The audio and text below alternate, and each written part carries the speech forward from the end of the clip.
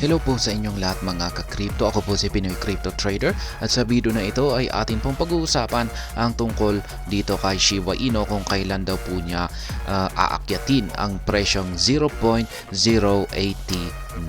or nasa mga 8 cents, 8 to 9 cents na po yan. Kaya ayan, bago po tayo magpatuloy ay nais ko lamang po munang bigyang linaw ang aking disclaimer kung saan ang nilalaman po ng video na ito ay hindi po ito isang financial advice. For education and information purposes lamang po ang layunin nito. Maliban po dito ay nais ko na rin pong magbigay babala na wala pong kahit anumang group chat ang Pinoy Crypto Trader. Ayan, Shiba Inu holders could be in for a treat with a popular analytics platform hinting at when the cryptocurrency might surpass 0.089. Ayan, meron na pong isang kilalang analytical platform na nagbibigay ng mga forecast sa iba't ibang mga cryptocurrencies. At nagbigay po siya ng ang price projection dito kay Shiba Inu kung kailan daw po niya malalampasan ang presyong 0.089. Ayan, napakalapit na po yan sa 10 cents. Shiba Inu, SHIB is one of the most widely held cryptocurrencies. Yan, totoo po yan. Marami po talagang nag-hold dito kay Shiba Inu sa ngayon. Kasi sikat na sikat po talaga siya. On-chain data shows that there are over 1.3 million addresses holding the token. Kaya yan. Yan po ang patunay. Nasa 1.3 million na mga addresses ang may laman na Shiba Inu token. Yet a large fraction of SHIB holders currently have their holdings trading below their entry price with only 37% of investors in profit. Ayan. Yun nga lang at nasa 37% yung mga investors dito kay Shiba Inu ay nasa profit. Yan or may kita. Kasi yung mga karamihan po ay naipit po siguro yan sa mataas na presyo. Bumili sila noong mataas yung kanyang presyo. For the many still struggling to break even on their investment, predictions provide a basis for optimism that the cryptocurrency would get back to its glory days. Kaya yan, ang prediction po na pag-uusapan natin dito ay ng isang analytical platform na ito ay meron po siyang basihan na yan, positive optimism po para kay Shiba Inu na ayon po sa kanya ay meron po siyang kakayahan na makabalik sa kanyang mga previous na mga matataas na presyo. Interestingly, blockchain analytical platform Telegon recently updated its numbers for SHIB, offering potential insight into how the cryptocurrency will perform in the coming years. Ayan. Ang tinutukoy po natin na analytical platform dito ay walang iba kundi ang Telegon. Ayan. Sikat na sikat po ito na analytical platform na nagbibigay ng mga forecast sa iba't ibang mga cryptocurrencies. Hindi lamang po kay Shiba Inu. SHIB is currently trading at 40 digits 1044, having held above the psychological 40 digits 1 mark for the past few days. Kaya yan. Ilang araw na pong naglalaro ang market price ni Shiba Inu dito sa ibabaw ng 40 digits 1. Yan na tinatawag pong psychological na price threshold. Kaya ayan, nandito na po siya ngayon sa 1044.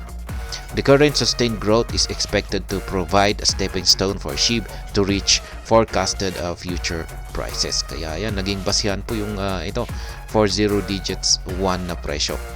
Yan sa pag-forecast ng future prices ni SHIB. Kaya yan, marami po kasing nagsasabi na kung pag magiging matibay na isang support line ito for 0 digits 1 na ito ay yan, wala nang ibang mapupuntahan ang market price ng SHIB kundi ito ay ang aangat. It is noteworthy that Telegon forecast that the price of SHIB has the potential to surge before the end of this year.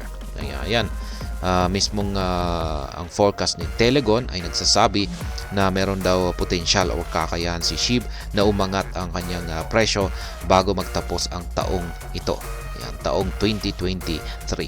For instance, SHIB could rise as high as 40 digits 216 based on the forecast, but should maintain a minimum value of 40 digits 121 by the end of the year. Kaya yan po ang forecast ni Telagon. Bago raw magtapos ang taon na ito ay posible raw pong umakyat siya sa ganitong presyo. Ganito kataas na presyo, 40 digits 216. At ang minimum price naman po, pinakamababa na price market na mami-maintain nito ay nandito sa 40 digits 121. SHIB projected to hit 0.089 by 2040. Yan. Ayon kay Telagon ay mahihit niya ang presyong 0.089 sa pagsapit ng taong 2040. Kaya yan, medyo matagal-tagal pa yan. Looking beyond its current prices, Telagon predicts that SHIB will witness a remarkable surge in the coming years. The growth would be led by the wide adoption of SHIB by some of the most popular companies. The periodic burning of SHIB tokens by exchanges and the SHIB team will also be a catalyst for the growth, the report suggests. Kaya yan.